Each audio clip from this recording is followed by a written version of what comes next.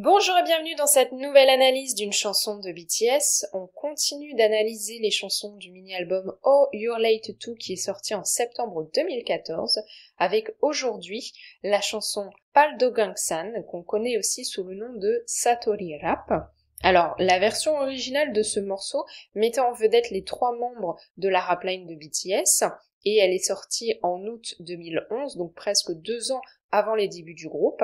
Une chanson qui avait été bien accueillie par le public et qui avait même été présentée dans un programme d'information aux heures de grande écoute à la télévision nationale. D'ailleurs, V avait déclaré il y a quelques années qu'il connaissait BTS avant de signer avec l'agence Big Hit et de rejoindre le groupe à cause de cette chanson. Il avait pensé que BTS deviendrait un groupe de hip-hop composé de 3 membres, mais quand il est arrivé dans l'agence, il s'est aperçu qu'il y allait avoir des changements et qu'au final, il allait pouvoir intégrer le groupe qui allait devenir un groupe de K-pop. Le terme Paldo Gangsan, ça désigne en coréen le paysage de toutes les régions de Corée du Sud. Cette chanson, elle est là pour célébrer la diversité des Satori qui sont les dialectes régionaux en Corée. Les membres de BTS y montrent leur fierté pour leur propre dialecte.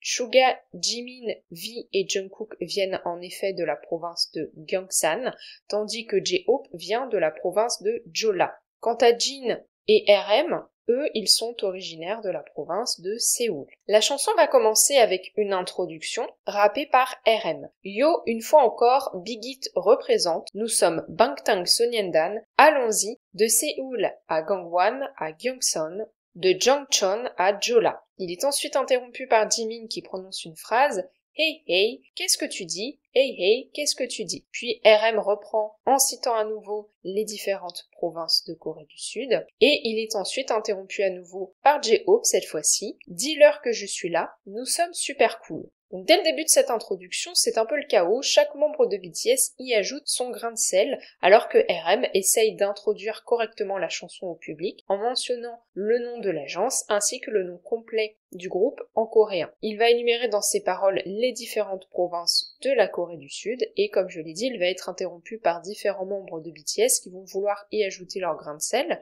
On a notamment Jimin qui va l'interrompre avec la phrase « Hey hey, qu'est-ce que tu dis? Hey hey, qu'est-ce que tu dis ?» qui emploie le mot coréen ma, qu'on peut traduire en français par hey, qui peut être traduit par hey d'une manière amicale mais agressive. Et c'est quelque chose qui est propre au dialecte que Jimin et Jungkook, tous les deux originaires de Busan, utilisent beaucoup. C'est pour ça que cette phrase est prononcée par Jimin. Et puis on a J-Hope qui vient s'ajouter à tout cela pour montrer qu'il représente sa province natale, Jeolla, et qu'il ne faut pas l'oublier. Cette introduction, c'est l'occasion pour plusieurs membres de BTS de se chamailler, tout en utilisant leur propre dialecte, ce qui reflète bien le titre de la chanson, Satori Rap, le rap des Satori, le rap des dialectes. Puis c'est au tour de Suga. Les oncles bonjour, ma ville natale est d'égout, alors aujourd'hui avec le rap des dialectes, venez traîner avec moi, que vous soyez un garçon ou une fille. Il commence son couplet en interpellant les Coréens plus âgés avec notamment l'appellation oncle et en mentionnant sa ville natale d'égout. Il invite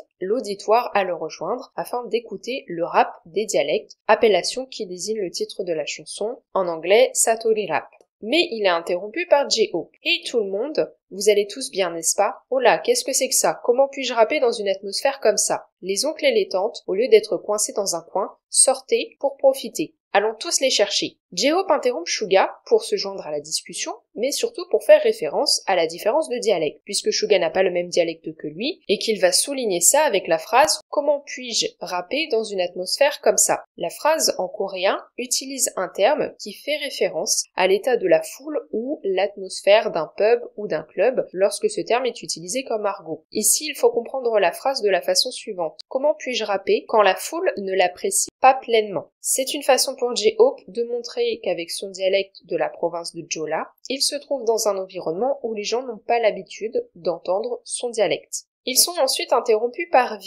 Et si nous parlions de la province de Gyeongsan, les descendants des Harang de Silla continuent de croître. V va ici mettre en avant sa province et faire référence aux Harang qui sont un groupe de guerriers d'élite composé de jeunes hommes de l'ancien royaume de Silla. Et d'ailleurs, ce qui est drôle, c'est qu'en 2016, V a tourné dans un drama qui s'intitule Harang, où il jouait justement un personnage qui faisait partie de cette groupe de guerriers d'élite. Jungkook va se joindre à V en continuant de mentionner la province de Gyeongsang. Si nous devions parler de dialecte, ça devrait être à propos de la province de Gyeongsang. C'est agréablement direct et chaud, ça correspond parfaitement à notre sentiment Heungnim. Alors que V va mettre en avant le passé historique de sa province, on voit que Jungkook, lui, va ramener le sujet au dialecte, même s'ils ne viennent pas des mêmes villes, puisque V est originaire d'une ville qui se trouve à côté de Daegu, la ville natale de Suga. Jungkook et Jimin, eux, viennent de Busan, mais toutes ces villes font partie de la même province, celle de Gyeongsang. Ils vont ensuite être interrompus par J-Hope, qui va chercher à mettre en avant une spécialité de sa province, le bibimbap. Je t'ai dit que nous existions aussi. As-tu mangé quelque chose? Ce bibimbap est le meilleur. Pour en parler, j'en ai seulement fini avec une goutte dans l'océan. Regarde-moi, bientôt je vais le déballer de manière simple et efficace. Ici, J-Hope cherche à mettre en avant sa province, célèbre pour sa gastronomie, le bibimbap étant un des plats emblématiques de Jeolla. Mais il va également se faire interrompre, cette fois-ci par Suga. Est-ce que c'est le gars dont nous avons parlé? Connais-tu au moins une phrase comme celle-ci? La province du Gyeongsang est difficile, qui a dit ça? Avec sa première phrase, Suga va employer un terme en coréen, gaga gaga, qui est typique du dialecte Gyeongsang. C'est pourquoi il pose ensuite la question de savoir si J-Hope connaît un autre dialecte capable de faire la même chose. En fait, dans la phrase en coréen, le premier ga de gaga gaga signifie ce type, ça fait donc référence au type dont parle la phrase. Le deuxième ga est une postposition au premier ga. Le troisième ga signifie aussi ce type. Et le dernier ga est une version typique du dialecte d'une terminaison pour les phrases interrogatives. En français, c'est très compliqué de l'expliquer, mais c'est vraiment pour montrer que le dialecte de Suga possède des tournures de phrases très particulières et très typiques qu'il met donc ici en avant pour illustrer son dialecte.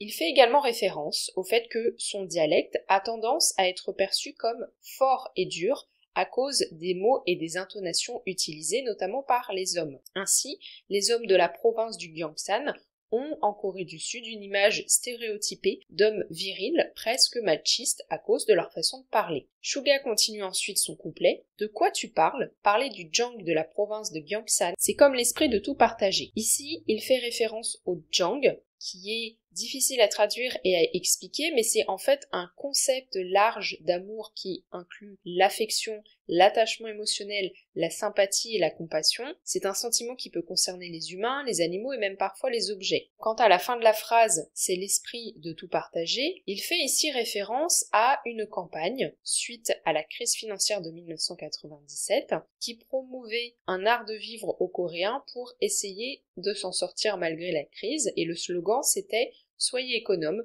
partagez, échangez et réutilisez ». Il termine son passage avec « Alors viens juste et vois par toi-même, à peu importe, et je suis un gars de dégoût, je tiens ma parole. Bien sûr, je t'ai dit que la province de Gyeongsang est géniale, et donne-le aux gamins. Nous ne sommes pas des étrangers, n'est-ce pas ?» Il termine donc son couplet en insistant sur le fait que les hommes de sa province font partie de la Corée du Sud, malgré leur façon de parler qui est différente. Puis il va à son tour se faire interrompre par J-Hope. « Qu'est-ce que tu viens de dire? Que devrais-je faire? As-tu été sans voix parce que j'ai parlé dans le dialecte de Jeolla? Tout ira bien si tu manges une bouchée du nez de raie pastonnag fermentée de Uksando. Tous les orifices de ton corps vont s'ouvrir. » Ici, J-Hope fait toujours référence à la gastronomie de sa province. La raie pastangade crue est un plat de poisson cru fermenté, emblématique de la province de Jeolla et qui est connu pour son arôme extrêmement piquant. L'odeur du plat est si forte et piquante que quand on le mange, on a l'impression que le nez et les yeux s'ouvrent presque immédiatement à avoir pris un morceau dans la bouche. C'est pourquoi il y fait référence à travers ses paroles. L'idée derrière sa dernière phrase « Tous les orifices de ton corps vont s'ouvrir », c'est plutôt de dire « Puisque votre bouche est bouchée, mordez de la raie pastangade fermentée pour l'ouvrir ». Enfin, il termine son couplet avec les paroles suivantes. « Tu sais, eh bien, est-ce que ça irait? Même si c'est seulement août-septembre, c'est un mois de bonne récolte. Je suis enceinte. La pastèque des montagnes Mudunk pèse 20 kilos et est forte. Regarde dehors, tu sais avec certitude que c'est BTS qui fera pleurer les filles. » À partir de là, J-Hope va faire référence à la pastèque des montagnes Mudunk qui est la plus grosse et la plus chère en Corée. Elle est généralement récoltée à la mi-août, c'est pourquoi il évoque les mois de août et de septembre dans ses paroles, et il va décrire BTS comme son bébé et comme sa pastèque. Donc, quand il dit qu'il est enceinte d'une grosse pastèque, c'est une façon de dire qu'il est enceinte de BTS. En fait, c'est une façon un peu étrange, tout en faisant référence à sa province d'origine, de décrire son amour pour BTS. La chanson va ensuite être interrompue entre un dialogue entre Suga et J-Hope, qui vont se disputer. Ça va commencer par Suga qui dit à J-Hope « Young a réfléchi et honnêtement, je pense que les hommes de la province de Gyeongsan sont les plus populaires. » J-Hope va répondre « Youngnim, ce n'est pas ça Youngnim. Je dis que c'est ça. Je dis que ce n'est pas ça. Je dis que c'est ça. Ah, s'il te plaît, tais-toi. » Et cette dispute va être interrompue par RM, qui va en profiter pour conclure la chanson avec son couplet. Ah, ces rustres de la campagne, je suis l'état d'esprit de Séoul. Je suis né à Séoul et j'ai bien appris la langue de Séoul.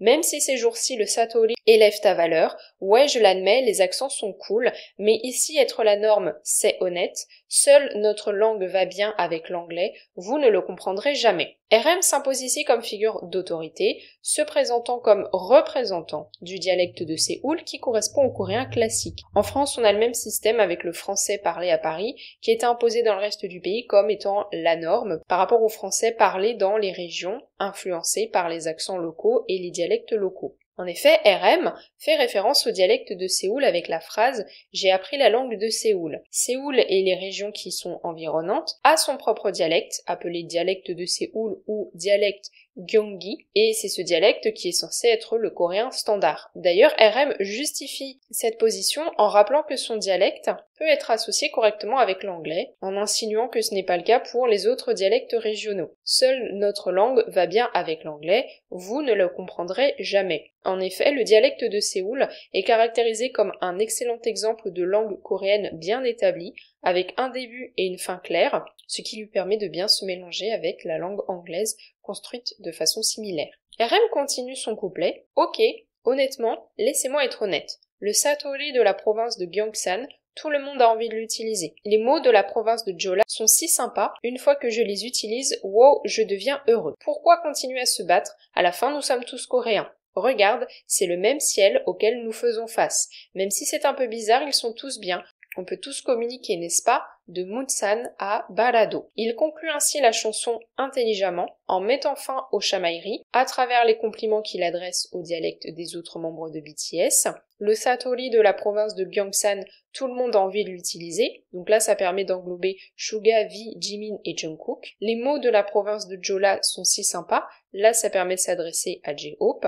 Mais surtout, ce que RM cherche à mettre en avant dans son couplet, c'est l'union de tous ces dialectes dans un même pays. Pourquoi continuer à se battre? À la fin, nous sommes tous coréens. Et il rappelle notamment que si chacun a son propre dialecte, ça ne les empêche pas de se comprendre en tant que sud-coréens. Il va prendre l'exemple de deux endroits en Corée du Sud qui sont géographiquement à l'opposé l'un de l'autre. On peut tous communiquer, n'est-ce pas, de Munsan à Barado. Munsan est proche de la frontière avec la Corée du Nord, dans le nord du pays justement, tandis que Barado est une petite île située à l'extrême sud de la Corée du Sud. Ainsi, il conclut cette chanson sur un message d'unité.